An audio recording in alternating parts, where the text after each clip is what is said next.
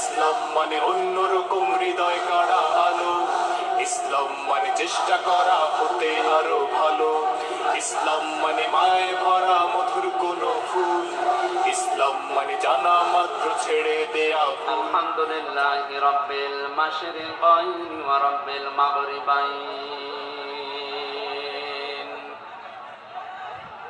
الذي خلق كل شيء زوجين وأوجب علينا الإحسان بالوالدين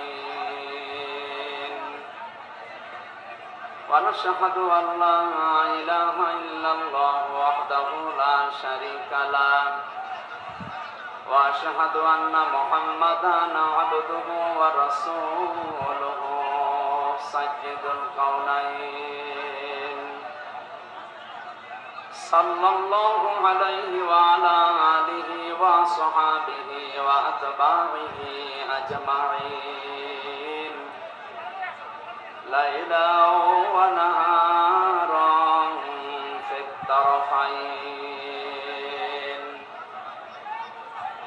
فقد قال الله تعالى في كلامه المجيد وبرهانه التوحيد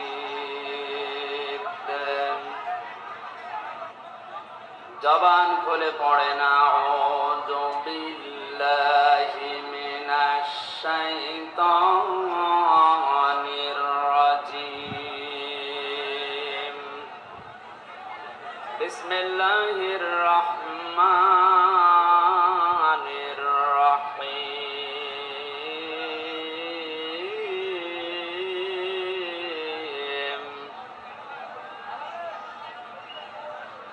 وإذ ابتلى إبراهيم ربه بكلمات فأتمهن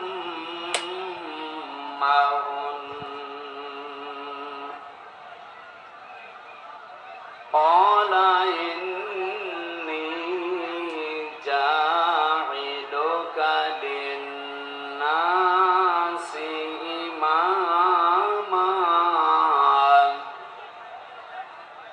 قال ومن ذريتي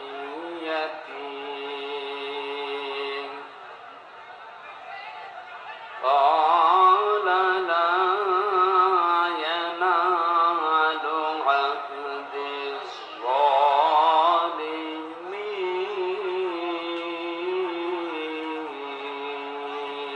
الظالمين صدقت يا ربنا عن عبد الله بن مسعود رضي الله تعالى عنه قال قال النبي صلى الله عليه وسلم اتقي دعوة المظلوم فإنها ليس بينه وبين الله حجاب رواه مسلم وقال تعالى في شان رسوله إن الله وملائكته يصلون على النبي يا أيها الذين آمنوا صلوا عليه وسلموا تسليما আমি যদি কখনো তায়েফে যাই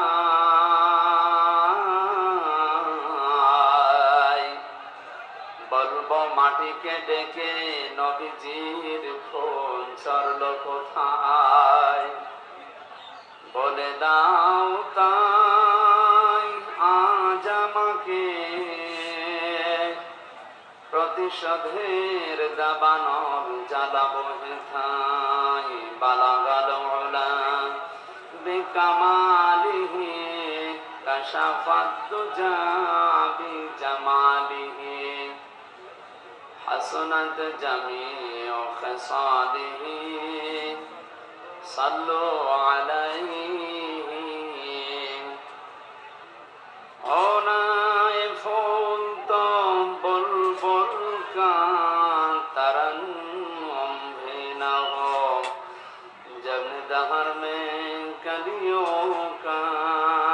تبسم بينهم بلغ العلا بكماله كشف الدجى بجماله حسنت جميع خصاله صلوا عليه وآله আলহামদুলিল্লাহ। চাঁদপুর জেলার হাজীগঞ্জ থানার অন্তর্গত অলিপুর সিদ্দিকিয়া হাফেজিয়া মাদ্রাসা ও এলাকাবাসীর উদ্যোগে 2 দিন ব্যাপী ঐতিহাসিক তাফসীরুল কোরআন মাহফিলের সমাপনী রজনীর স্বনামধন্য সভাপতি, বিশিষ্ট ব্যবসায়ী, সমাজসেবক, আমার আরাফাতের ভাই আলহাজ মোহাম্মদ জাহিদ ইকবাল পাঠান, আতালাল্লাহু উমরাহু ওয়া বারাকাল্লাহু ফি হায়াতি, বলেন আমিন। মাহফিলের প্রধান অতিথি শাইখুল মাশায়েখ, সাবেক প্যানেল চেয়ারম্যান চাঁদপুর জেলা পরিষদ, যুগ্ম সাধারণ সম্পাদক হাজীগঞ্জ উপজেলা আওয়ামী লীগ, বড় ভাই জনাব আলহাজ মোহাম্মদ জসিম উদ্দিন, বিশেষ অতিথি জনাব ইউসুফ প্রধানিয়া সুমন, চেয়ারম্যান 5 নম্বর হাজীগঞ্জ সদর ইউনিয়ন পরিষদ, মঞ্চে বসা ওলামা একরাম, সামনে বসা মুসলমান ভাইরা, পর্দার আড়ালের সম্মানিতা মা এবং বোনেরা, প্রশাসনের ভাইরা, বিশেষ অতিথি হিসাবে যাদের নাম এখানে দেখতে পাচ্ছি, বিশেষ করে বীর মুক্তিযোদ্ধা নৌ কমান্ডো সৈয়দ আহমদ মজুমদার, জনাব সিদ্দিকুর রহমান পাঠান, জনাব মাসুদুর রহমান মিজি, জনাব মোজাম্মেল হক শিপন, জনাব দেলাওয়ার হোসেন সরদার, জনাব সোহরাব হুসাইন, আরফানা লাকা যিকরক। সম্মান মর্যাদা শুধু দুনিয়া না, আমরা আখেরাতেও চাই। এই মানুষগুলোর দুনিয়া আখেরাত যেন আল্লাহ নূরান্বিত করে দেন, বলেন আমিন। দল মত জাতি বর্ণ ধর্ম নির্বিশেষে এ রাতের বেলা কোরআন শোনার জন্য যারা এসেছি, খুশি হয়ে বলছি আলহামদুলিল্লাহ। নবীজি বলেন লা তুহসা আজাইবুহু ওয়া লা তুবলা গারাইবুহু ফীহি মাসাবিহিল হুদা ওয়া মানারিল হিকমা। যে কোরআন তোমরা শুনতে এসেছো, কোনদিন এর আশ্চর্যকারিতা গণনা করে শেষ করা যাবে না। দিন যত যাবে কোরআনের আশ্চর্য তত বাড়তে থাকবে, আবিষ্কার হবে। আলা তুবলা গারাইবুহু, কিয়ামত পর্যন্ত এ কোরআনে কারীম কোনদিন পুরাতন হবে না, পুরাতন মনেও হবে না। যার অন্তর, যার হৃদয় যত বেশি স্বচ্ছ থাকবে, পরিষ্কার থাকবে, কোরআন তার কাছে তত নতুন মনে হবে। ফীহি মাসাবিহিল হুদা, এটা হেদায়েতের মশাল। কোরআনে কারীম যদি কাউকে হেদায়েত দিতে না পারে, পথ দেখাতে না পারে, বুঝবেন ওর কপালে আর হেদায়েত নেই। আল্লাহ রাব্বুল আলামিন বলেন আলিফ লাম মিম যালিকাল কিতাবু লা রাইবা ফীহি হুদাল লিল মুত্তাকিন। আল্লাহ পাক বলেন এই একটা কিতাব, এর ভেতরে ভুল সন্দেহ তো দূরের কথা, সন্দেহের লেশ পর্যন্ত নেই। এটা পথ দেখাবে আমার মুত্তাকি বান্দাদের। চাঁদপুরবাসী খুব খেয়াল করেন আয়াতের দিকে। কিতাব শব্দ দেওয়ার আগে আল্লাহ পাক আলিফ লাম দিয়েছেন। এখানে কথা বন্ধ করেন ভাই, কথা নিজে শোনে না, অন্যকে শুনতে দেয়। এটা তো গানের অনুষ্ঠান না, কথাও চলবে, গানও চলবে। কোরআনে কারীম শোনার জন্য আল্লাহ নিয়ম দিয়েছেন, ওয়াইদা কুরিয়াল কুরআনু ফাসতামিউ লাহু ওয়া আনসিতু লাআল্লাকুম তুরহামুন। কোরআন যখন শুরু হয়ে যাবে তখন চুপ থাকবা, শুনবা, দুইটাই ফরজ। লাআল্লাকুম তুরহামুন, আশা করা যায় তোমাদের উপর আমার রহমত নাজিল হবে। এখানে রহমত নাজিল করতে হলে চুপ থাকা লাগবে, শোনা লাগবে। কেউ যদি কথা বলে ডিস্টার্ব করেন, আপনার কবিরা গুনাহ হবে। এ নির্দেশ কার? সুতরাং এই দুইটা শর্ত আগে মানে, চুপ থাকবে, শুনবে। খুব বেশি সময় না, সর্বোচ্চ 1 ঘন্টা 10-15 মিনিট কথা বলবো এই আয়াত থেকে। আমাদের আলোচনার সাবজেক্ট হচ্ছে আমাদের জাতির পিতা হযরত ইব্রাহিম আলাইহিস সালামের জীবনের 50টা পরীক্ষা। আমরা তার সন্তান হিসাবে এ পরীক্ষা আমাদের জীবনেও সামনে আসতে পারে বা আসবে, আমরা যেন তার মতো টিকে থাকতে পারি, পাস করতে পারি, সে কথাগুলো আমরা কোরআন এবং হাদিস থেকে জেনে বাস্তবে মিলাবো ইনশাআল্লাহ। আমারে ডিস্টার্ব করে আমার কথাগুলো ভুলিয়ে দেবেন না, কথা তো আমি আর বানাবো না, উপর থেকে তো আশা লাগবে নাকি? সুতরাং আমি পরিবেশ করেন, কেউ কথা বলবেন না, দাঁড়িয়ে থাকবেন আর সব বসে।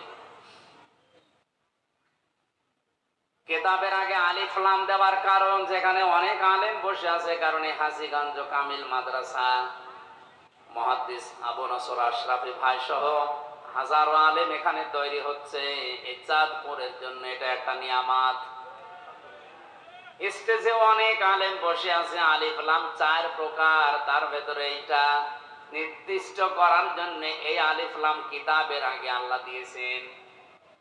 কোরআনে কারিমের নাম আমি তাফসিরে ফি জিলালিল কোরআনে পেয়েছি প্রায় 55টার উপরে, ব্যাপকভাবে প্রসারিত হয় তামাম দুনিয়াতে। 5টা নাম। 1 নম্বরে কোরআনে কারিম, 2 নম্বরে কোরআনের নাম হচ্ছে আল ফুরকান, 3 নম্বরে কোরআনের নাম আজ-জিকির, 4 নম্বরে কোরআনের নাম আশ-শিফা, 5 নম্বরে কোরআনের নাম হচ্ছে আল কিতাব। আল্লাহ পাক আল কিতাব দিয়ে কোরআনে কারীমকে ইঙ্গিত করে জানিয়েছে একটাই মাত্র কিতাব, যার ভেতরে ভুল নেই, সন্দেহ নেই, কিয়ামত হয়ে যাব তাও এর ভেতরে কেউ ভুল বের করতে পারবে না। এই চ্যালেঞ্জ দিয়েছেন কে? আল্লাহ।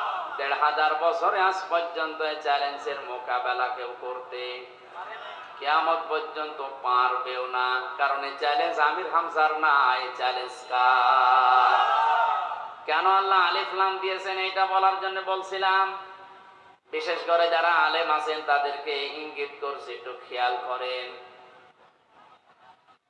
দুনিয়াতে একটাই মাত্র কিতাব আল্লাহ এখন পাঠিয়েছেন, কিয়ামত পর্যন্ত আর আসবে না।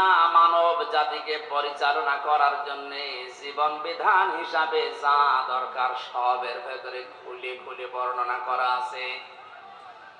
সুতরাং কোরআন শরীফ বাদ দিয়ে পৃথিবীর কোন কিতাব মানুষকে রাস্তা দেখাতে পারে না, হেদায়েত দিতে পারে না। এই জায়গাটা এত আওয়াজ হয় কি? এরা মানুষ না কি দেবতা? কথা বলে না কেন? চুপ করেন। আমরা দেখতে পাচ্ছি আপনারা দাঁড়িয়ে আছেন, দাঁড়িয়ে থাকেন, কথা বলবেন না। আপনি নিজেও শুনছেন না, মানুষকে শুনতে দিচ্ছেন না। কত মানুষ এখানে বসে আছে, কথা বন্ধ করেন।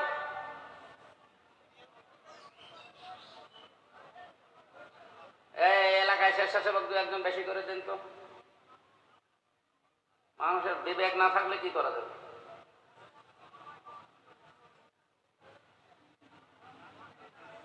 কোরআন শোনার জন্য যে আদব আল্লাহ দিলেন আমি তো আগে বলে নিলাম। আপনি তো এই অনুষ্ঠানে এসেছেন, এটা পুরাটা এখন নামাজের মতো ইবাদত। নামাজে কথা বলা যায় না, এদিক ওদিকে তাকানো যায় না, গল্প করা যায় না, যায়?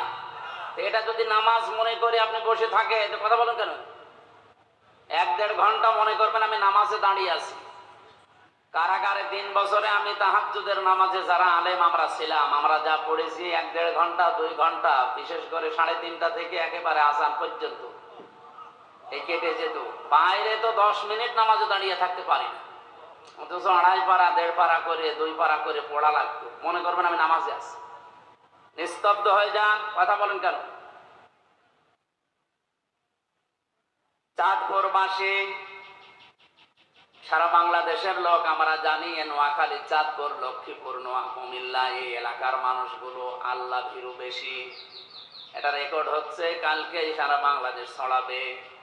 আপনাদের আচরণ যদি এই দেখে, কি বদনাম হবে না? নিজেদের বদনাম নিজেরা করবে। কথা বন্ধ করো ভাই।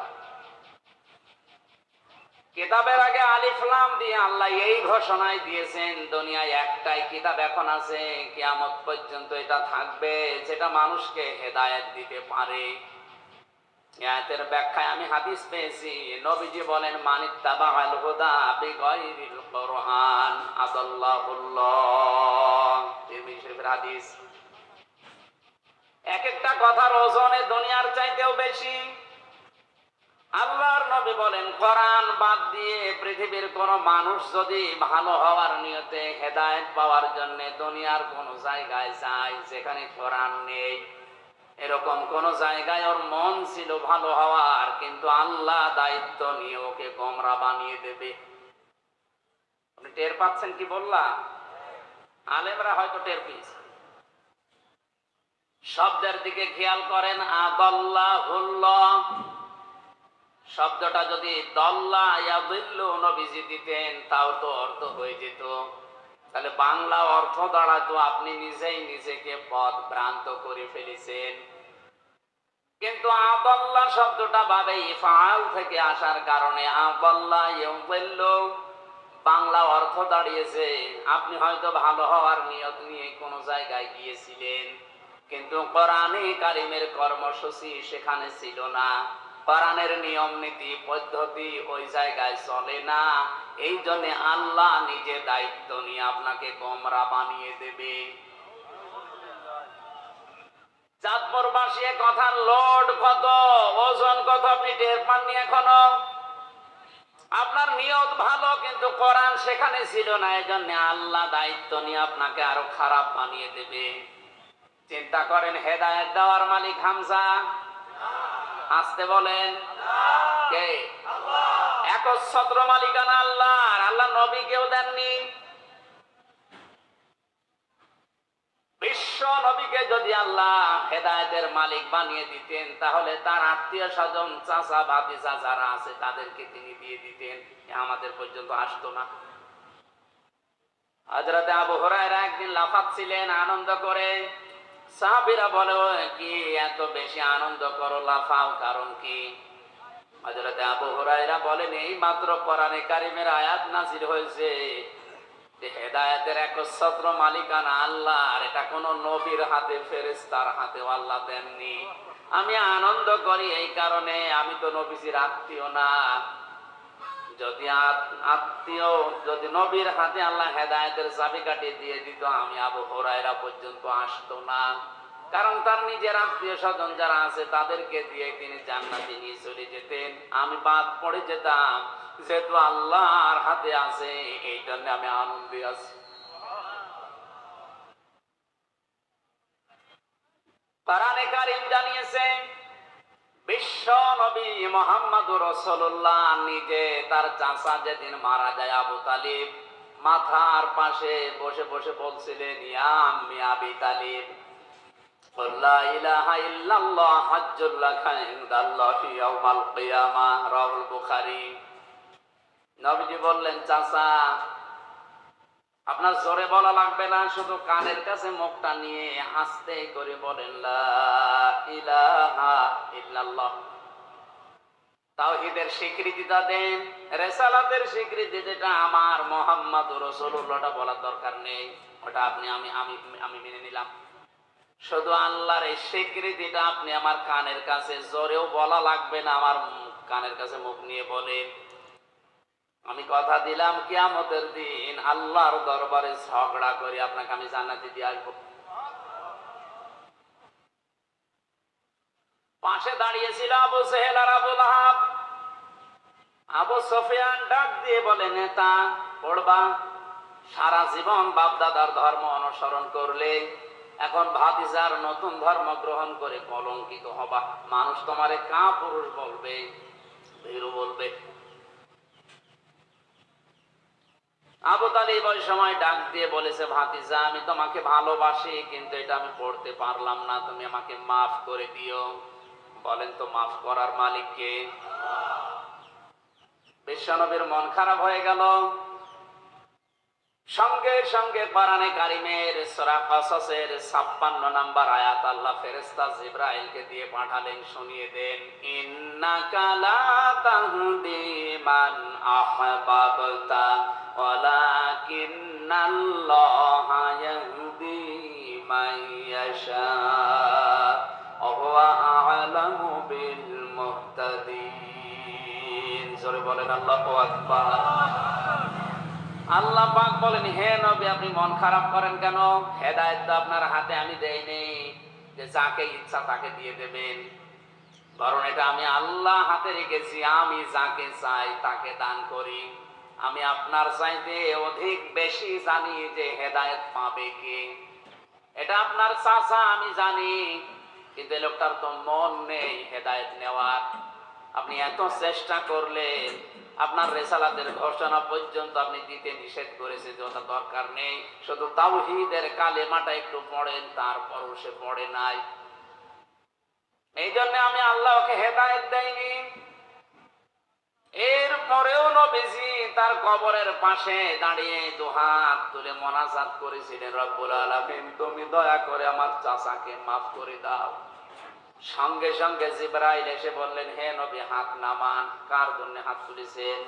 মা কানা লিন-নাবিয়্যি ওয়াল্লাযীনা আমানু আইয়াস্তাগফিরু লিল মুশরিকিন ওয়ালাউ কানু উলি কুরবা মিন বা'দি মা তাবায়্যানা লাহুম আন্নাহুম আসহাবুল জাহিম।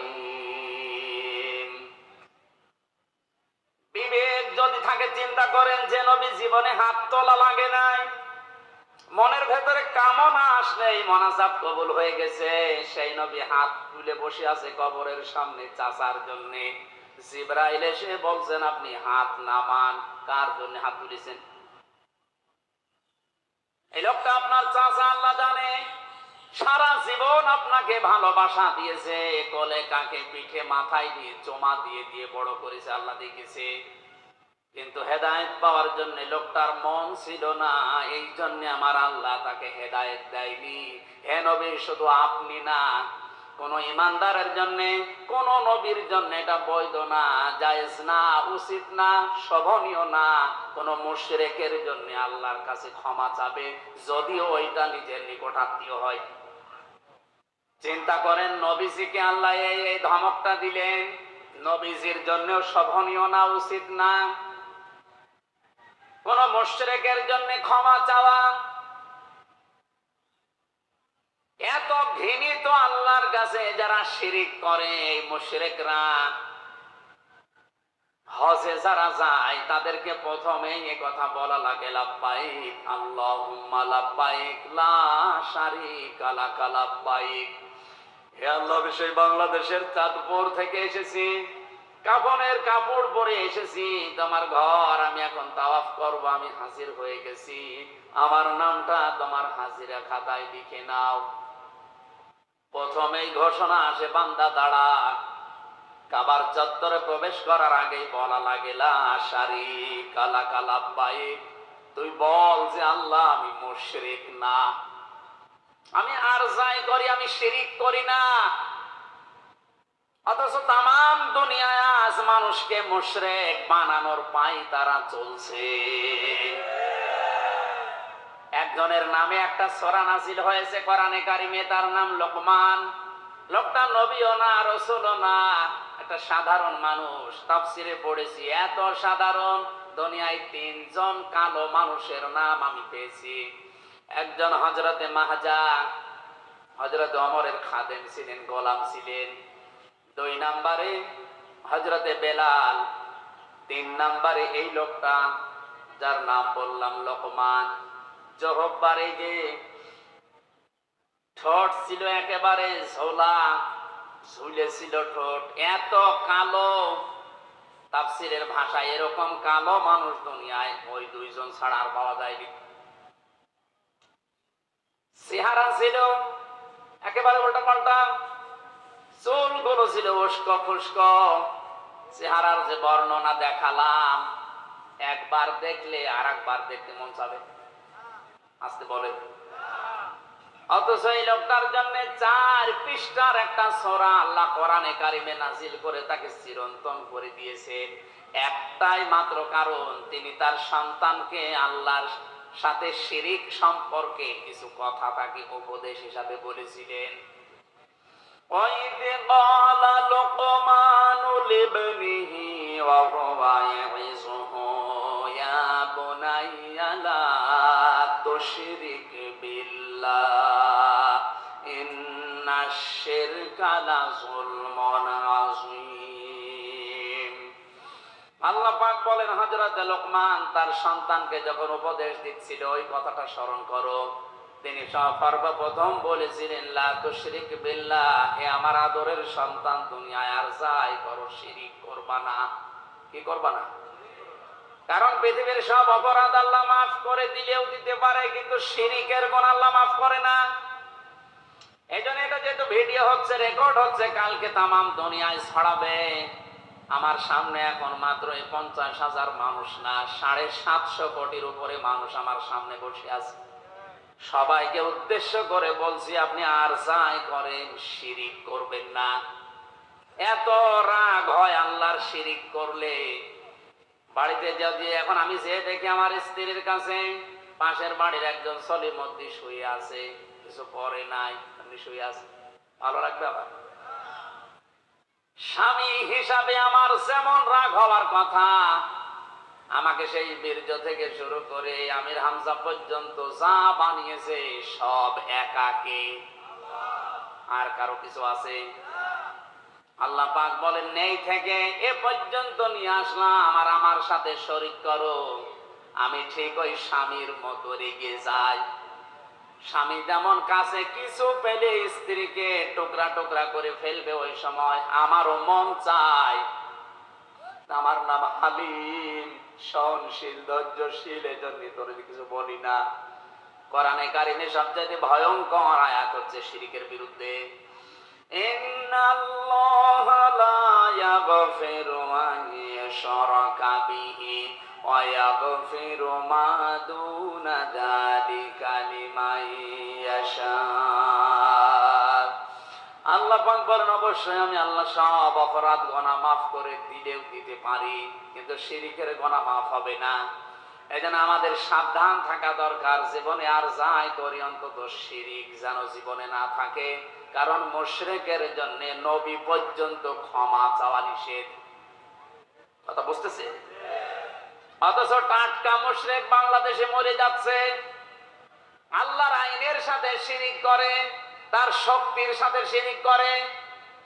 যারা ক্ষমতার উৎস জনগণ বলে, তারা আল্লাহর আয়াতের সাথে শিরিক করে। এ বিশ্বাস এলাকায় আছে? এক্ষুনি আপনি পরিবর্তন হবেন, নয়তো মুশরিক হয়ে মরবেন। ক্ষমতার উৎস একমাত্র আল্লাহ। আপনি বাস্তবে মিলাতে পারেন না, সেটা আলাদা, কিন্তু বিশ্বাস করা লাগবে ক্ষমতার উৎস জনগণ নয়। কে বলেন তো? আন্নাল কুওয়াতা লিল্লাহি জামিআ। যারা ক্ষমতার উৎস জনগণ বলে চালান, তারা এই সূরা বাকারার এই আয়াতের পুরোপুরি বিরুদ্ধে। তারা আয়াতের সাথে শিরিক করছেন, তারা মুশরিক। মারা গেলে আমির হামজা না, কাবার ইমাম সুদাইসি না, নবীজি এসে দোয়া করলো আপনার জন্য কবুল হবে না যদি মুশরিক হয়ে কেউ মারা যায়।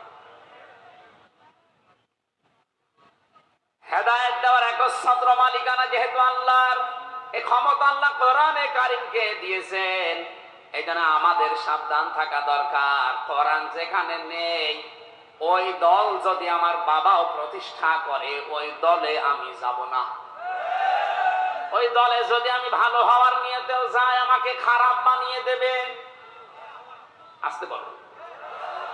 যেই পীরের দরবারে কোরআন শরীফ চলে না, কোরআনের নিয়ম নীতি নেই, ওই দরবারে যদি আমি ভালো হওয়ার নিয়তেও যাই, আমাকে গোমরা বানিয়ে দেবে কে? এর বাস্তব উদাহরণ কুষ্টিয়ার লালনের মাজার। এই এলাকা থেকে হাজারো মানুষ যাচ্ছে ওখানে, যেহেতু কোরআন ওখানে চলে না, কোরআনের নিয়ম নীতি ওখানে নেই, ওখানে মানুষের তৈরি করা কিছু বানানো নিয়ম চলে। এই জন্য আমার মনে হয় ওখানে গেলে মানুষ ভালো হওয়ার পরিবর্তে আরো খারাপ হয়। আগে গাঁজা খেত না, এখন গাঁজা খায়। আগে বিড়ি সিগারেট খেত না, এখন বিড়ি খায়। কথা বলেন না কেন? লোকটা ভালো হয়েছে না খারাপ হয়েছে? আরে নদী পার হয়ে যে আল্লাহর ওলি আছে, আমি নাম নাই নিলাম, ওখানে গেলে মানুষ দেখি আগে দাড়ি মাড়ি যায় রাখতো, ওখানে গেলে দাড়ি কেটে সব সফা করে ফেলে। তাহলে ভালো হয়েছে না খারাপ হয়েছে? আমি বাস্তব নিজে গিয়ে দেখেছি শিরিক প্রকাশ্যে চলছে। বিশ্ব নবীর দরবারে, নবীজির কবরস্থানে, নবীজির মাজারে, আল্লাহর নবীর রওজায় আমি 16 সালে ঘুরে এসেছি। এইভাবে যাওয়া লাগে না, এইভাবে পিছিয়ে আসা লাগে না, কিন্তু ওই দরবারে গিয়েছি, এইভাবে যাওয়া লাগবে, আবার এইভাবে পিছিয়ে আসা লাগবে। লা তাত্তাখিযুল কুবুর মাসাজিদা, নবীজি বলেন কবরকে তোমরা সেজদার জায়গা বানিও না। আজ হাজারো পীরের দরবারে কবরগুলো মাজার পূজা হিসাবে চলছে।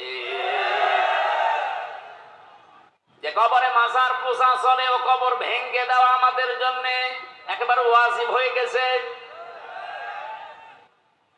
হাজার বেদাত করে, আর এটা সবচাইতে বেশি চট্টগ্রাম বিভাগে। দিনের নামে, ইসলামের নামে নতুন নতুন জিনিস তৈরি করে এরা ইসলাম বানিয়ে চালিয়ে দিচ্ছে। এই জন্য বেদাত যারা করছেন তারা থামেন। বেদাত করলে নবীজি বলেন বেদাত পন্থী যারা, বেদাত আবিষ্কার যারা করে, সালাম দেওয়া পর্যন্ত জায়েজ নেই। 2 নাম্বারটা এখন বলা যাবে না মোনাজাতের আগে। বলেন আমি মায়ের খাই।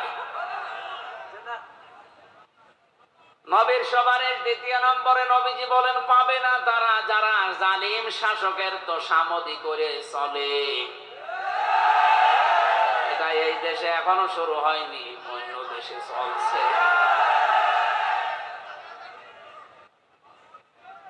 জালিমদের তোষামদি করে যারা চলবে এরা নবীর সুপারিশ পাবে না। আজকে হাজীগঞ্জের জামে মসজিদে গিয়ে যদি দেখেন ইমাম সাহেব দাড়ি গোঁফ কেটে একেবারে সফা করে ফেলেছে, আপনি নামাজ পড়তে যাবেন, কি বলবেন? হুজুর আপনি দাড়ি কাটলেন কেন? ইমাম সাহেব যদি বলে বেটা তোর তো দাড়ি নেই, মুসল্লি বলবে হুজুর দাড়ি কেটে মুসল্লি হওয়া যায়, ইমাম হওয়া যায় না। কথা বলে না কেন? আপনার বিবেকের কি একটু নাড়া দেয় না? মাত্র হাজীগঞ্জের মতো জায়গার একটা ইমাম দাড়ি কেটেছে, এই জন্য আপনি নামাজ পড়তে রাজি না, অথচ আপনার নিজেরও দাড়ি নেই। এর পেছনে নামাজ হবে না আপনি এই মনে করে পড়ছেন না, অথচ দাড়ি গোঁফ কেটে একটা লোক বিশ্ব ওলির দাবি করছে, মানুষ পঙ্গপালের মতো গরু ছাগল নিয়ে চড়ছে। আর এই কথা বলতে গেলে বলে ও পীর বিরোধী। ও কি পীর? টাটকা শয়তান।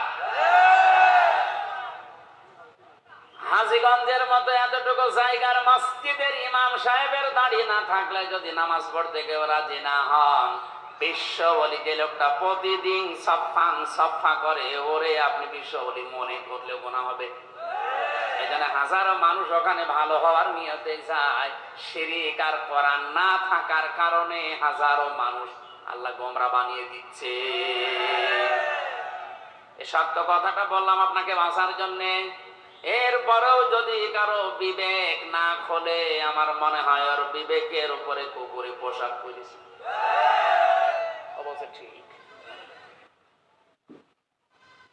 তাহলে কোরআন এই দুনিয়ায় একমাত্র কিতাব যেটা মানুষকে হেদায়েত দিতে পারে। আজকের এই ময়দান থেকে সিদ্ধান্ত নিয়ে বাড়ি যাওয়া লাগবে, কোরআন যেখানে নেই ওই দলে, ওই দরবারে, ওই আস্তানায় আমি যদি যাই আমাকে গোমরা বানাবে কে? এরপরেও যদি আপনি যান, এবার যান, আপনি কোথায় যাবেন যান। আমার মনে হয় ওয়াজ হয়ে গেছে না, মানে আবার কি ওয়াজ করব? এই কথাটুকু যদি বুঝে এখন প্র্যাকটিক্যাল লাইফে আপনি সেট করতে পারেন, এটাই তো ওয়াজ হয়ে গেছে। এই হাদিসটা যদি কেউ মেনে নিতে পারে মনে প্রাণে, যে কোরআন যেখানে নেই ওখানে গেলে আল্লাহ তাকে গোমরা বানিয়ে দেয়, বাংলাদেশে কোরআন ছাড়া অন্য কোন দল এদেশে চলবে না। আল্লাহ আমাদের বোঝার তৌফিক দিন, বলেন আমিন। দরুদ আর সালাম পাঠ করছি আমাদের নবী, মানবতার মহান শিক্ষক মুহাম্মদুর রাসূলুল্লাহ সাল্লাল্লাহু আলাইহি সাল্লামের প্রতি। কোরআনে কারীম থেকে মাত্র একটা আয়াত পড়েছি, সূরা বাকারা আয়াত নাম্বার 124। 286টা আয়াত আছে সূরাতে, 40টা রুকু আছে। মাত্র একটা আয়াতে কত কথা আছে আপনি একটু হিসাব করে করে দেখবেন। পুরা কোরআনে আল্লাহ কত কিছু দিয়েছে, আপনার মাথা এলোমেলো হয়ে যাবে। জবান করে কোরআনে কারিমের তাফসিরুল কোরআন মাহফিল তাফসির আকারে কথা শোনার জন্য পড়েন আউযু বিল্লাহি মিনাশ শাইতানির রাজিম বিসমিল্লাহির রহমানির রহিম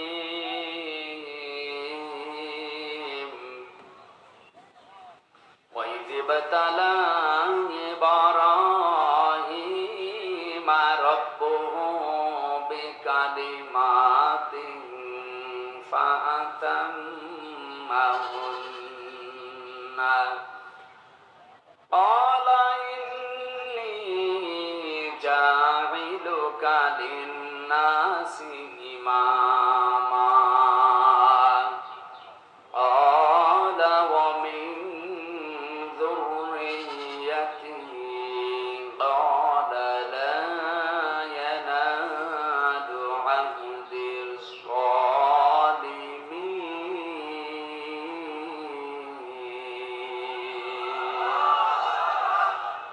এই যারা ওঠাউঠি করে কি এদের পোশাক পায়খানা বাদ দিয়ে যদি এমনি চলে যায় গোনা হবে কি? এই জিজ্ঞাসা করেন তো ওর অবস্থান কি? না, আমি হাসির খোরাকে দেইনি। আপনি যদি ভালো লাগছে না এই বলে চলে যান, আপনার কিন্তু গোনা হবে। জরুরত থাকলে যেতে পারেন, এমনিতেই উঠবেন না ভাই। সওয়াব নেকি কামাই করতে এসে যদি গোনা হয়ে যায়, আপনার না আসায় ভালো ছিল। খেয়াল করেন এই দেশে আমি যতটুকু এই কয় মাস, বিশেষ করে 1 মাস কয়েকদিন বের হয়েছে দেখছি, এর আগে 20 সালের আগ পর্যন্ত বিশ্বের কয়েকটা দেশে আমি যতটুকু পেয়েছি তাফসির মাহফিল লেখা থাকে ঠিক, কিন্তু তাফসির হয় 5 প্রকার। যে যেই দেশে বাস করে ওই দেশে সরকারি তাফসির হয়, এটা হয়। বেসরকারি তাফসিরও হয়, খানকার তাফসির হয়। এখানকার পরে আমার যেখানে আছে রাতের বেলা রাত 12:30টার পরে ওখানে খানকার তাফসির হবে। 4 নম্বরে হয় নাটকীয় তাফসির, যেটাই ব্রাহ্মণবাড়িয়া কুমিল্লা এলাকায় চলে। আন্দাজে তাফসির মাহফিল নাম দিয়েছে। নাটকীয়তা করে কোরআনে কারিমের মঞ্চগুলো তারা হাসির পাত্র বানিয়ে ফেলেছে। কথা বলেন না কেন? অথচ কোরআনে কারিমের এই ময়দানগুলো, এই মঞ্চগুলো, এটা আমানতের জায়গা। এটা মেম্বরের একটা আমানত আছে। এই জায়গাটা যারা হাসির খোরাকি বানিয়ে মানুষের কাছে উপস্থাপন করে, আল্লাযীনা তাখাযু দীনাহুম লাহওয়ান ওয়া লাইবা ওয়া গাররাতুহুমুল হায়াতুদ দুনিয়া। সূরা আরাফের 51, 50, 51 নম্বর আয়াতে আল্লাহ জানিয়েছেন যে মানুষগুলো দুনিয়ায় আল্লাহর দ্বীনকে খেল তামাশা বানিয়ে ফেলেছে। এদেরকে দুনিয়ার জীবন ধোঁকায় ফেলে রেখেছে। কিয়ামতের দিন আল্লাহ তাদেরকে ভুলে যাবে যেমন তারা দুনিয়ায় কোরআনকে ভুলেছিল। ওরা তাফসীর মাহফিলের নাম দিয়ে কোরআনে কারীমকে এমন ভাবে উপস্থাপন করছে নাটকীয় ভাবে, জেনারেল শিক্ষিত মানুষগুলো মনে করছে ইসলাম মনে হয় এরকমই। কথা বলছে না কেন? এই জন্য তাদের আহ্বান জানাবো, আপনারা এই মঞ্চের যে আমানত আছে, এই মেম্বারের যে আমানত আছে, এগুলো ঠিক রাখেন। দুনিয়ার স্বার্থে মত্ত হয়ে এই ময়দানটা কলুষিত করবেন না। 5 নম্বরে হয় দরকারি তাফসির, কোরআনিক তাফসির, যেটা বাংলাদেশ, ভারত, পাকিস্তানে খুব কম। কথা বলে না কেন? আমাদের উপরে যাই আসুক না কেন, আমরা কোরআনে কারিমিক তাফসির যেটা দরকারি, যেটা ওইটা করব। আল্লাহ ঘোষণা দিচ্ছেন, ইযিবতালা ইব্রাহিম রাব্বুহু বিকালিমাতিন ফাতাম্মাহুন্না। হে নবী, আপনি স্মরণ করেন ওই সময়ের কথা যখন ইব্রাহিম আলাইহিস সালামকে মহান আল্লাহ কিছু কালেমার দ্বারা, কথার দ্বারা পরীক্ষা করেছিলেন, আর প্রতিটি পরীক্ষায় হযরত ইব্রাহিম উত্তীর্ণ হয়েছিলেন। এখন আসেন একটু পরিচয় নেওয়া যাক। ইব্রাহিম ইনি কে? আমাদের জাতির পিতা। আমাদের জাতির, কারণ আমাদের নাম যে মুসলিম, এ মুসলিম নামটা তিনি দিয়েছেন। মিল্লাতা আবিকুম ইব্রাহিম হুয়া সাম্মাকুমুল মুসলিমিন। আল্লাহ পাক বলেন, জাতির পিতা হিসাবে আমি একজনকে ঘোষণা করলাম, তার নাম ইব্রাহিম, আর তিনি তোমাদের নাম রেখেছেন মুসলমান। আমাদের নাম মুসলিম, মুসলিম জাতিয়ে জাতিয়ে নাম দিয়েছে কে? হুয়ার ফাইল এখানে দুইটা, আল্লাহ হতে পারে, ইব্রাহিম আলাইহিস সালাম হতে পারে। ইবনে কাসির বর্ণনা করেন এটা ইব্রাহিম আলাইহিস সালামই বেশি, তিনি আমাদের নাম মুসলিম দিয়েছেন। সুতরাং মুসলমান দাবি করার পরেও যারা ইব্রাহিম আলাইহিস সালামের সন্তান হিসাবে নিজেকে পরিচয় দেন না, আমি বাকিটা বললাম না, বাবার পরিচয় যদি কেউ দিতে না চায়, ওটা কি? আরো জোরে বলেন কি? আশা করছেন নিচে নামা লাগবে না, মরণ পর্যন্ত এটা মনে রাখবেন, আমি মুসলিম, আমার এই নামটা আমার বাবা দিয়েছে। এখান থেকে মাসলা বের হয়, সন্তান জন্ম দেওয়ার পরে বাবার যে 4টা দায়িত্ব, তার 1 নম্বরে হচ্ছে তার একটা সুন্দর নাম রাখা। এখানে কত বাবা বসে আছে, এমন এমন নাম সন্তানের রাখে, শয়তান পর্যন্ত হাসে, এটি নাম। নাম রেখে দিয়েছে বল্টু, নাম। কিয়ামতের ময়দানে প্রতিটি মানুষকে আল্লাহ তার বাবার সাথে নাম ধরে ডাকবে। হামজা বিন রিয়াজ, আজ অনেক মহিলা তাদের স্বামীর সাথে নাম মিলিয়ে রাখে। আমার ম্যাডামের নাম তামান্না, আমার নাম আমির হামজা, উনি যদি তামান্না আমির লেখে না, এটা বৈধ না, ওনাকে লেখা লাগবে ওনার বাবার নামের সাথে তামান্না সুলতানা, ওনার বাবার নাম সুলতান। কারণ আমার স্বামীর সাথে সংসার যদি ভেঙে যায়, আজকেই যদি তালাক হয়ে যায়, কালকে ওর মুখ দেখা আমার জন্য আর জায়েজ, কিন্তু বাবার সাথে তালাক হওয়ার সম্ভাবনা আছে। বলেন বলেন। এজন্য বাবার যে 4টা দায়িত্ব, তার 1 নাম্বারে দায়িত্ব হচ্ছে তার সুন্দর নাম রাখা। 7 দিনে আকিকা করা, এটা সুন্নাত। কেউ যদি না পারে 10 দিনে, 21 দিনে, এরপরে যতদিন পারেন করবেন, আদায় হবে, কিন্তু সুন্নাত হচ্ছে 7 দিনে। আমি বোঝাতে পেরেছি? 3 নম্বরে তাকে দিনের জ্ঞান শিক্ষা দেওয়া লাগবে, এটা বাবা আমার দায়িত্ব। দিনের জ্ঞান শুরু হয় যার নাম নিয়ে, তার নাম বলেন তো। আমি এখানে একটা তথ্য বলবো, যারা জ্ঞানী মানুষ আছেন খেয়াল করবেন। নবীজির বয়স যখন 40 বছর, বিশ্ব নবীকে ফেরেশতা জিবরাইল ওই পাহাড়ে হেরা গুহায় 3 বার বুকে ধরে চাপ দিয়েছিলেন যে পড়েন পড়েন পড়েন। নবীজি বললেন, মা না বেকারি, আমি পড়তে পারবো না। কথা বলেন না কেন? 4বার যখন তিনি বলেছেন, ইকরা বিসমি রাব্বিকাল্লাযী খালাক, বিশ্ব নবী এবার 5টা আয়াত জিবরাইলের সাথে পড়েছিলেন, না পড়েন নাই? একবারও কি আপনার বিবেকের কাছে কথাটা আসে না যে কেন এবার পড়লেন? বিশ্ব নবী ওই সময় জিজ্ঞাসা করেছিলেন, ভাই জিবরাইল, তুমি এতক্ষণ কেন বললে না যে বিসমি রাব্বিকাল্লাযী খালাক, পড়া লাগবে আমার রবের নামে? এতক্ষণ খালি বলছিলেন পড়ো, তো কি পড়বো, কার নামে পড়বো? আমি তো আল্লাহর নাম ছাড়া, আমার রবের নাম ছাড়া পড়তে পারবো না। সুতরাং শিক্ষা ব্যবস্থায় বাংলাদেশে যারা দায়িত্বে আছেন, 96% মুসলমান এখানে বাস করে, আল্লাহ বাদে কারো নামে আমরা পড়তে চাই না।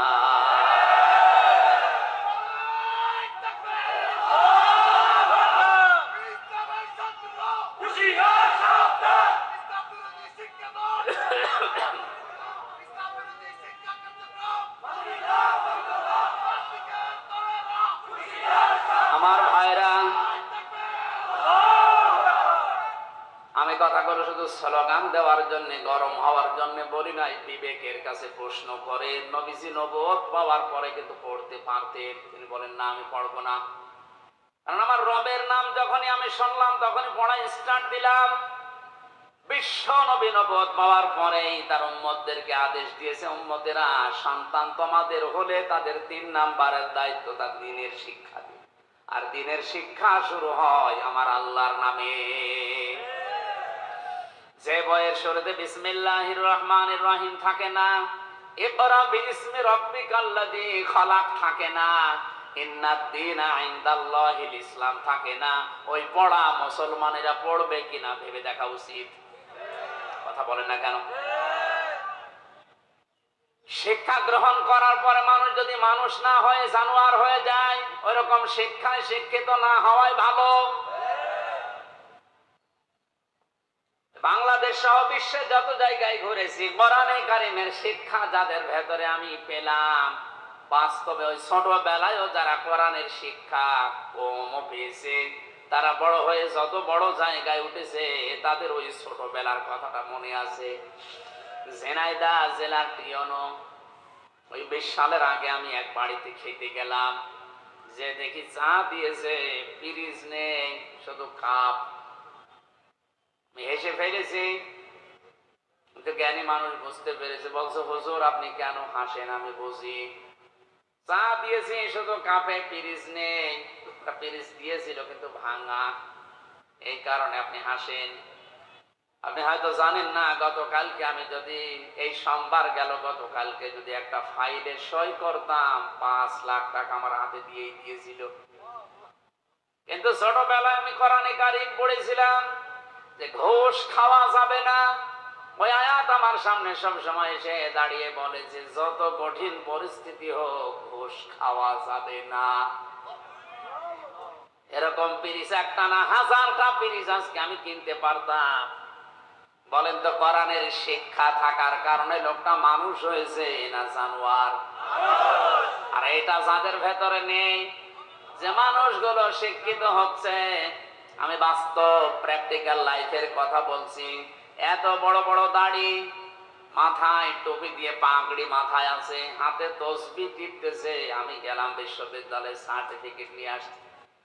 আমারে বলছে হামজা তাড়াতাড়ি করো। হুজুর আমি তো তাড়াতাড়ি করছি।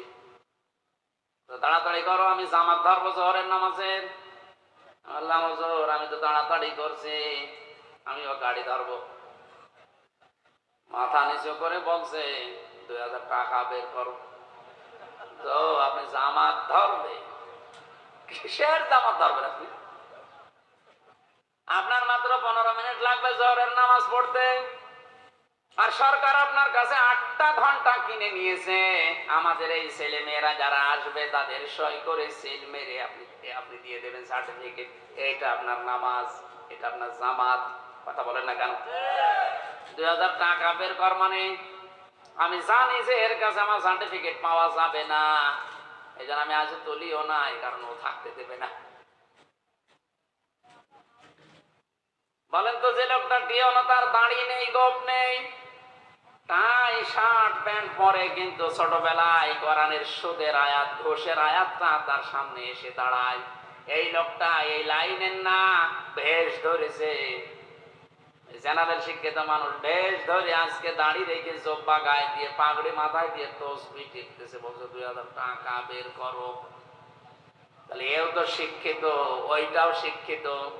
কোরআনে কারিমের শিক্ষা থাকার কারণে ওটা মানুষ হয়ে গেছে, আর কোরআন না থাকার কারণে এটা সরত সিরতে ঠিক আছে, জানোয়ার হয়ে গেছে। এই চোখে দেখেছি ওস্তাদ ওযু করছে, ছাত্র পানি ঢেলে দিচ্ছে পায়ে। আমি এই চোখে এইটাও দেখেছি, ওস্তাদ গ্লাস নিচ্ছে, ছাত্র স্যান্ডেল দিয়ে পিটাচ্ছে। বিশ্ববিদ্যালয়ে অনেক জায়গায় অনেকেই সকালবেলা কুলি করে মদ দিয়ে।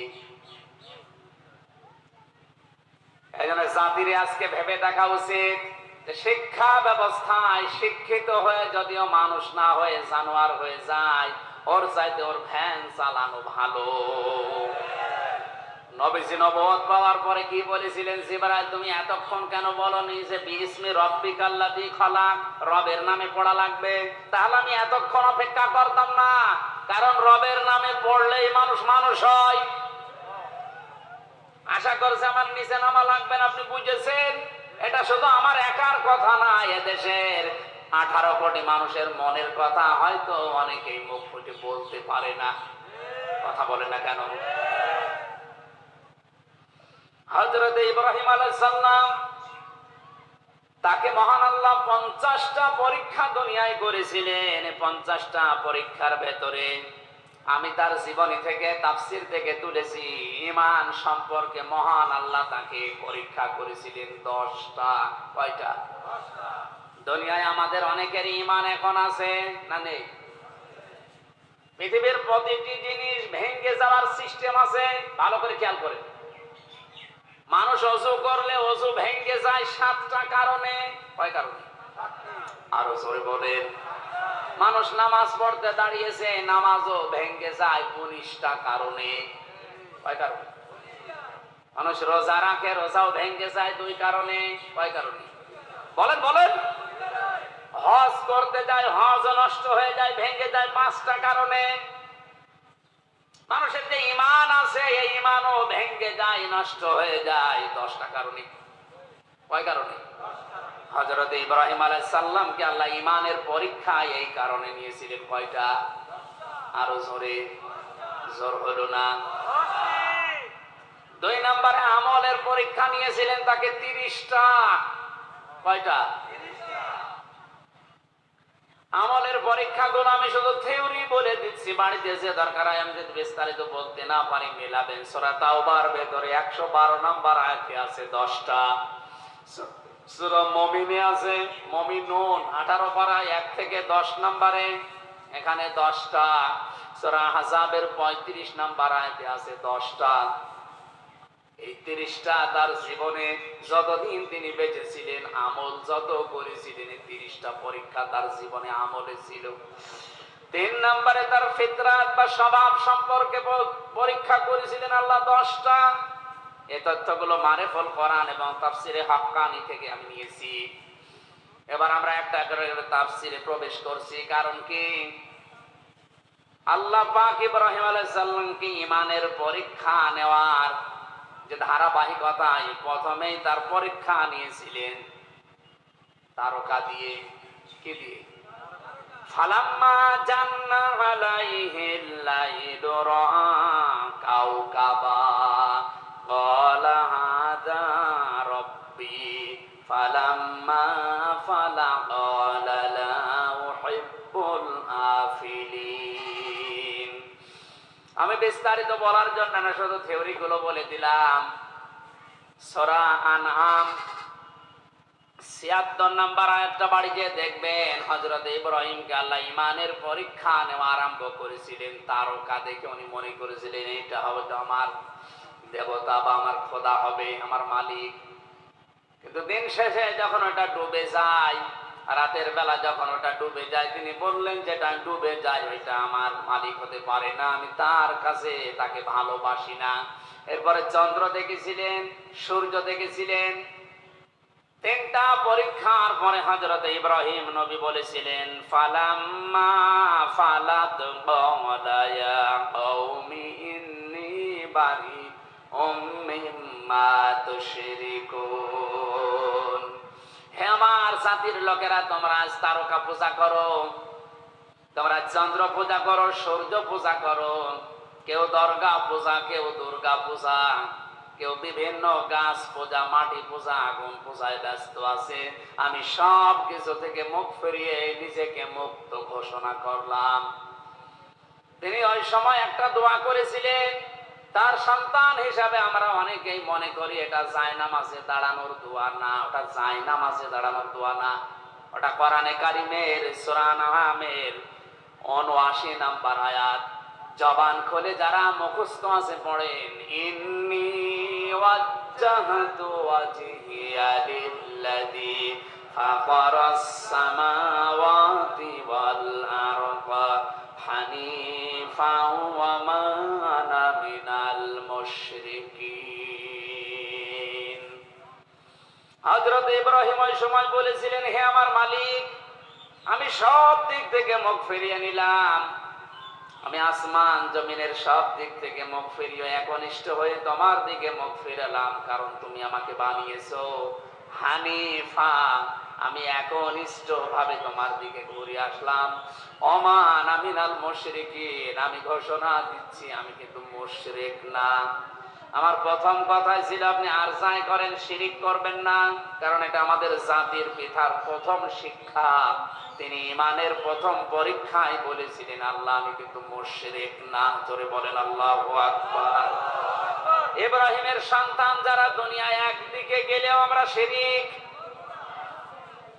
নবীজি বলেন তোমাকে যদি আগুনের ভেতরে কেউ ফেলে দেয়, তোমাকে যদি কেটে টুকরা টুকরা করা হয়, এরপরেও তুমি শিরিক না, কারণ দুনিয়ার সব অপরাধ আল্লাহ কম বেশি মাফ করে দিলেও দিতে পারে, কিন্তু শিরিক মাফ করবে না। আমি আবার বলছি আপনারা শিরিক থেকে বাঁচেন। শিরিক চার প্রকার: শিরিক বিল জাত, শিরিক বিল সিফাত, শিরিক বিল ইখতিয়ারা, শিরিক বিল হুকুক। এই চার প্রকারকে ভাগ ভাগ করে তাফসিরে হাদিসে আমি পেয়েছি প্রায় ৭২ প্রকার। শিন র কাফ এই শব্দটা এত বিস্তারিত, এত বেশি কথা এর ভেতরে আল্লাহ পাক লুকিয়ে রেখেছে। কেউ যদি শিরিক নিয়ে আলোচনা করে রাত শেষ হয়ে যাবে, তাও শিরিক শেষ হবে না। অথচ এই সূক্ষ্ম সূক্ষ্ম বিষয়গুলো আমাদের ভেতরে অনেকের পাওয়ার করে বসে আছে। আমরা শিরিক থেকে বাঁচার জন্য শিরিক কি, কত প্রকার, কেন শিরিক হচ্ছে, এই বইটা বাজারে পাওয়া যায়, কিনে নেবেন।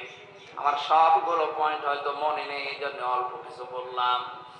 হযরত ইব্রাহিম আলাইহিস সালাম ইমানের প্রথম পরীক্ষায় তিনি পাশ করেছিলেন, আল্লাহকে তিনি নিজে খুঁজে বের করেছিলেন।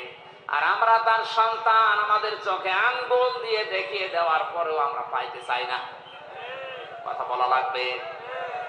আলেমরা আজ অনেকেই জীবনের উপরে রিস্ক নিয়ে জাতির পিতা ইব্রাহিম আলাইহিস সালামকে যে পরীক্ষাগুলো আল্লাহ করেছিলেন তিনি নিজে খোঁজ করে করে বের করেছিলেন। আর আমরা আপনাদের চোখে আঙ্গুল দিয়ে হাতে কলমে দেখিয়ে দেওয়ার পরও আপনি ফিরে আসতে চান না। দ্বিতীয় পরীক্ষা করেছিলেন আমার আল্লাহ, তাকে বাধা দিয়েছিলেন। ইমানের উপরে টিকে থাকতে গেলে যে বাধা আসে, আমাদের জাতির পিতায় বাধা পেয়েছেন না পান নাই? সর্বপ্রথম বাধা এসেছিল তার ঘর থেকে। কথা বলে না কেন? আজ ইমানের উপরে টিকে থাকতে গেলে বাধা আসতে পারে কোন জায়গা থেকে? আসছে না অনেকে? তার বাবা বাধা দিয়েছিল ঘর থেকে, সমাজের বাধা এসেছিল, রাষ্ট্রের বাধা এসেছিল, এমনকি তাকে বনবাস পর্যন্ত দেওয়া হয়েছিল। সারা জীবন ইব্রাহিম নবীর জীবনে বিভিন্ন কায়দায় শুনেছি, কিন্তু বনবাসে যাওয়া এটা যে কত কঠিন ৩ বছর এক ঘরের ভেতরে থেকে কিছুটা হলো টের পেয়েছি। আমাদের জীবনমুক্ত জীবন, একটা মানুষকে ২৪ ঘন্টা যদি একটা ঘরের ভেতরে তালাবদ্ধ রেখে দেওয়া যায়, আমি যতটুকু বুঝলাম ও মানুষটা এমনি পাগল হয়ে যাওয়ার কথা। ইব্রাহিম আলাইহিস সালামকে বনবাসে পর্যন্ত ইমানের পরীক্ষা দিতে যেতে হয়েছিল। কথা বলেন ঠিক কিনা? এরপরে তার হিজরত করা লেগেছে। সন্তান কলিজার টুকরা ৮০ বছর বয়সে যেটা হয়েছে তাকে জবাই পর্যন্ত করা লেগেছিল। কথা বলেন না কেন? যদিও জবাই হয়নি, কিন্তু পরীক্ষা তো দিতে হয়েছিল। এরপরে আমার আল্লাহ তাকে দিয়ে কাবা নির্মাণ করিয়ে পরীক্ষা ওই সময় নিয়েছে। এরপরে সবচেয়ে বড় পরীক্ষা তার জীবনে, যেটা আগুনের ভেতরে ফেলে দেওয়া। সারা জীবন শুধু শুনেছেন, একটা মানুষকে জীবিত অবস্থায় আগুনে ফেলে দেওয়ার সময় যে দৃশ্য তৈরি হয়, এটা যে কত বড় কঠিন পরীক্ষা, সম্মুখীন না হলে বুঝবেন না। আমাদের জাতির পিতা ইব্রাহিম আলাইহিস সালামের আগুনের পরীক্ষা দিয়ে তিনি কি লস হয়েছে? কথা বলেন। ফেরেশতা এসেছিল জিবরাইল, মিকাইল, ইসরাফিল, কত ফেরেশতা এসে বলেছে সাহায্য লাগবে, বলেন। বিশাল অগ্নিকুণ্ড আমরা সব উল্টাপাল্টা করে দেব। ইব্রাহিম আলাইহিস সালাম ওই সময় তিনি বলেছিলেন, আমি এমন কোন অন্ধ আল্লাহর ইবাদত করি না যিনি তার বান্দাকে আগুনে পড়ে থাকতে দেখার পরেও কিছু মনে করে না। উনি যদি চায়, ওনার যদি ভালো লাগে যে আমি আগুনে পড়লে উনি খুশি হন, ওই রকম মালিককে খুশি করার জন্য আমি ইব্রাহিম 100 বার আগুনে পড়তে রাজি আছি। আল্লাহ রাব্বুল আলামিন ওই সময় তাকে জানিয়েছিলেন, ক্বালা ইন্নী জাইলুকা লিন্নাসি ইমামা। হে ইব্রাহিম, তোমার এই কঠিন পরিস্থিতিতে কথা বলাটা আমি আল্লাহ এত বেশি পছন্দ করেছি। যত মানুষ দুনিয়ায় আসবে এখন যারা আছে সবার জন্য আমি তোমাকে নেতা বানিয়ে দিলাম। তুমি শুধু মুসলিম জাতির নেতা না, লিন্নাসি ইমামা, যত মানুষ আসবে দুনিয়ায় সবার জন্য তুমি নেতা, তুমি নেতৃত্ব দেবে। খেয়াল করবেন এবার, হযরত ইব্রাহিম ওই সময় সঙ্গে সঙ্গে প্রশ্ন করেছেন, ক্বালা ওয়া মিন যুররিয়াতি। হে আল্লাহ, এই নেতৃত্ব দেওয়ার গুণাবলী এটাকে শুধু আমি একাই পেলাম, নাকি কিয়ামত পর্যন্ত আমার সন্তানাদি যারা আসবে এরাও এই দায়িত্ব পাবে? আল্লাহ পাক সাফ জানিয়েছেন, ক্বালা লা ইয়ানালু আহদিস যালিমিন। ইব্রাহিম, পাবে তোমার সন্তানদের ভেতরে তারা নেতৃত্ব দিতে পারবে, নেতা হতে পারবে, কিন্তু জালেম যারা তাদের জন্য আমার কোনো ওয়াদা নেই। এনালু এটা মজারে বর্তমান, ভবিষ্যৎ, প্রেজেন্ট, ফিউচার। জালেমদের জন্য নেতৃত্ব দেওয়া জায়েজ নেই, নেতা হওয়া জায়েজ নেই। অথচ তামাম দুনিয়ায় যারা জালেম এরাই নেতৃত্ব দিচ্ছে আর আমাদেরকে ফতোয়া দিচ্ছে। নবীজি বলেন, ইত্তাকি দাওয়াতাল মাজলুম ফাইন্নাহা লাইসা বাইনাহু ওয়া বাইনাল্লাহি হিজাব। হে আমার উম্মতেরা, আর চাই করো মজলুমের বরদোয়া থেকে বেঁচে থাকবা, কারণ মজলুম যখন বরদোয়া করে তার ভেতরে আর আল্লাহর ভেতরে কোনো পর্দা থাকে না। বাংলার মানুষেরা আপনার হাতে পায়ে ধরে বলছে, 3 বছর কারাগারের জীবনে আমি যা দেখলাম এই দেশে সব চাইতে বেশি হচ্ছে এখন জুলুম। হাজারো মানুষ এই অন্ধপ্রকোষ্ঠে জুলুমের শিকার হয়ে বসে আছে, অথচ কিছুই জানে না। সব চাইতে ভয়ঙ্কর আয়াত আমার কাছে কোরআনে কারিমের সূরা শূরা 25 নাম্বার পারা 6 নাম্বার পৃষ্ঠা 13 নাম্বার লাইনের 42 নাম্বার আয়াতটা মনে হয়েছে। আল্লাহ পাক বলেন, ইন্নামাস সাবিলু আলাল্লাযীনা ইয়াযলিমুনান নাস ওয়া ইয়াবগুনা ফিল আরদি বিগাইরিল হক উলাইকা লাহুম আযাবুন আলীম।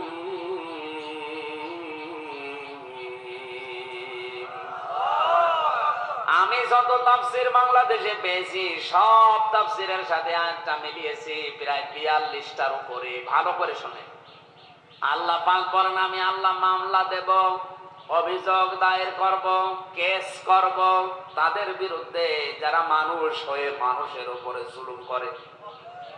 বাংলার মুসলমানের এখানে ইয়াজলিমুনান নাস ইয়াজলিমুনাল মুসলিমুনা নেই, যে মুসলমানদের উপরে যারা জুলুম করছে।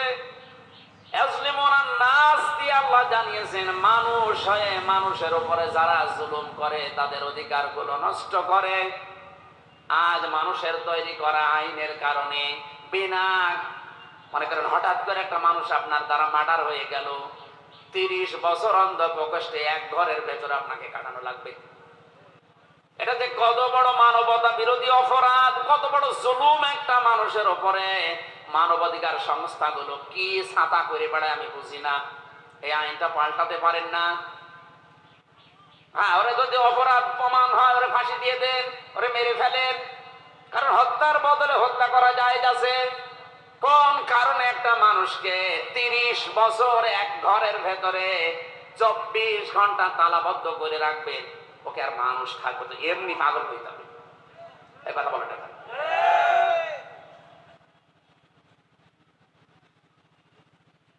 আর এই কাজটা বেশি করে যারা বউ মার্ডার করে, তাদের অধিকাংশ আমার মনে হয় 100 জনের প্রায় 30 জন তো হবে। 100 জনের 30 জন, ওখানে 10,000 মানুষ ছিলাম আমরা, 100 জনের 30 জন এই মামলার আসামি বউ মার্ডার।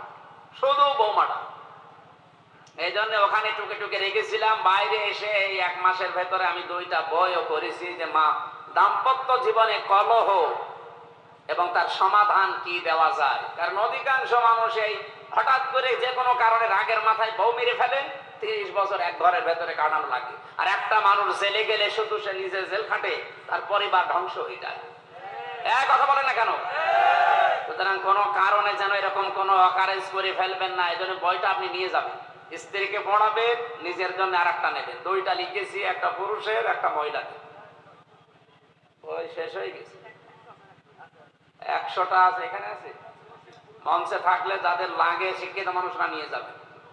এটা দরকার, খুবই দরকার। আসলে বাস্তবে দেখে আসলাম কি কান্নাকাটি করে একটা মানুষ। হয়তো যে কোনো কায়দায় বউটা মেরে ফেলেছে, এখন 30 বছর এক ঘরের ভেতরে তারা থাকা লাগে। বলেন একটা মানুষের উপরে কত বড় জুলুম এটা। আপনি থেকে দেখেন তো, 10 দিন একটা ঘরের ভেতর তালাবদ্ধ, এমনি পাগল হয়ে যাবে। আর 30 বছর, একে কল্পনা করা যায়?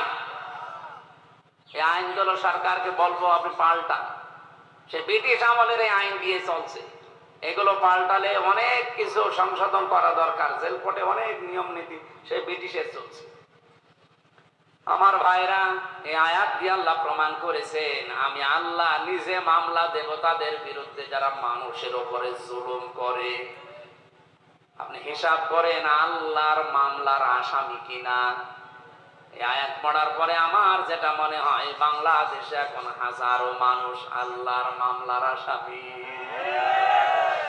আমি সহ অনেকে যারা নিরপরাধ ভাবে জীবন থেকে 3টা বছর, 10টা বছর, 15 বছর নষ্ট করে দিল, আপনি তো আল্লাহর মামলার আসামি। আমি নাই আপনার মামলার আসামি। আমার মামলার আয়ু একজন মাদারীপুরের, একজন বাগেরহাটের। এরা নাই আমার মামলার আয়ু, এরা মামলার বাদী। আর আপনি আমার উপরে জুলুম করে আপনি আল্লাহর মামলার। টের পাচ্ছেন কি বলছি আমি? হাজার হাজার লক্ষ লক্ষ মানুষ এই দেশে এখন বিভিন্ন কায়দায় আল্লাহর মামলার আসামি হয়ে অলরেডি বসে আছে। আল্লাহ আমাদের হেফাজত করেন, বলেন আমিন। এই জন্য জালেমদের জন্য নেতা হওয়া, নেতৃত্ব দেওয়া, রাজনীতি করা জায়েজ। আরো জোরে বলেন জায়েজ। এই আয়াত আমি বানালাম। ইব্রাহিম নবীর ফিতরাত সম্পর্কে আল্লাহ 10টা পরীক্ষা নিয়েছিলেন। আমি পেয়েছি তার মাথার ভেতরে 5টা।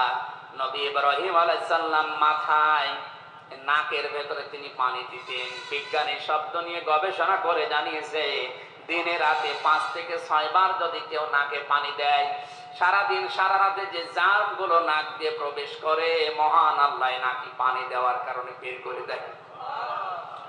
এরপরে কুলি করতেন তিনি, মুখের ভেতরে যে জার্মগুলো তৈরি হয় সারাদিন সারা রাতে, কুলি করলে এটা দূর করে দেয়। ইব্রাহিম আলাইহিস সালামের ফিতরাত ছিল, স্বভাব ছিল এইটা। 3 নম্বরে তিনি মেসাক করতেন। 4 নম্বরে তার গোঁফ দাড়ি তিনি কাটতেন। দাড়ি কাটা জায়েজ আছে, কিন্তু 1 মুষ্টির পরে। এই যে শব্দটা কালকে বানাবে, যে প্রথমে বললাম দাড়ি কাটা জায়েজ আছে, এই পরে যে বলেছি ওইটা কেটে দেবে। এইটা ছড়াবে যে আমির হামজা বলেছে দাড়ি গোঁফ কাটা জায়েজ আছে। আমি কি ওইটা শেষ করেছি? 1 মুষ্টির পরে কাটেন, অসুবিধা নেই। যারা বিভিন্ন জায়গায় আমার নামে আমার এই খণ্ডিত বক্তব্যগুলো নিয়ে ভিডিও বানাচ্ছে, বিশেষ করে আমার এই তাহেরি ভাই, এই নোরে বাংলা নামে একজন আছে চট্টগ্রামের, আরো বিভিন্ন হুজুররা এই কাজগুলো করছেন কোন কারণে? 1.5 ঘন্টা 2 ঘন্টা বলে কথা বলি, পুরাটা তো দেন না, 1.5 মিনিট দেয়। এই যে যদি, কিন্তু, অথবা, এইগুলো বাদ, প্রথম শব্দটা দিয়ে ওরা কালকে দেখেন ভিডিও বানাবে বলে। এখানে যারা ইউটিউবার আছেন, এই যে কাট দেওয়া আছে, এগুলো ছাড়া উল্টা পাল্টা করেন না ভাই। আপনার কারণে আমার জীবন থেকে 3টা বছর গেল। আবার যদি উল্টা পাল্টা করে আমারে আটকিয়ে রেখে আপনার লাভ আছে?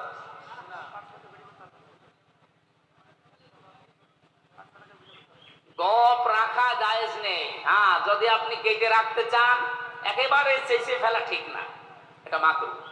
একেবারে চেঁচিয়ে ফেলা ঠিক না। যদি অবস্থান একেবারে না থাকে, উপায় না থাকে, তাহলে তা আছে, কিন্তু একেবারে ছোট ছোট করে রাখবে।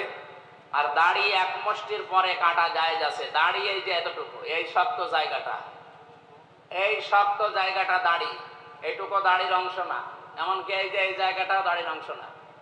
কথা বুঝতেছে? এইটা যদি কেউ কেটে ফেলে সৌন্দর্যের জন্য জায়েজ আছে, কেউ যদি তার সৌন্দর্যের জন্য এটা রেখে দেয় তাও জায়েজ আছে, কিন্তু এটা নিয়ে মতভেদ আছে আলেমদের। এইটা দাড়ির অংশ না, এই নরম জায়গাটাও দাড়ির অংশ না। দাড়ি আছে এই শক্ত জায়গাটুকু। আমি আবার বলছি, এই দেখেন এই শক্ত জায়গাটুকু দাড়ি, কিন্তু রাখতে হবে এক মুষ্টি পরিমাণে। এরপরে যদি কেউ কেটে ফেলেন সেটে ফেলেন, অসুবিধা নেই। এর আগে ছাটলে কাটলে আপনার গুনাহ হবে। এরপরে তিনি তেল ব্যবহার করতেন মাথায়, শরীরে। আজ অনেকে তেল ব্যবহার না করে যুবক সাজতে চায়। আমি অনেকগুলো কথা এখানে ছিল, বলতে পারলাম না, এই বয়স্ক এবং বাচ্চারা আছে এই জন্য। 5টা করেছিলেন তার শরীরের এই নাভি থেকে শুরু করে, খতনা করেছিলেন, নাভির নিচের লোম পরিষ্কার করেছিলেন, ঢেলা কলপ ব্যবহার করতেন, নখ কাটতেন এবং বগল পরিষ্কার করতেন। হযরত ইব্রাহিম আলাইহিস সালাম আমরা যার সন্তান হিসাবে দাবি করি, তিনি এই পরীক্ষাগুলো জীবনে দিয়ে আল্লাহর কাছে এত দামি হয়েছিলেন। তার নামই হচ্ছে খলিল।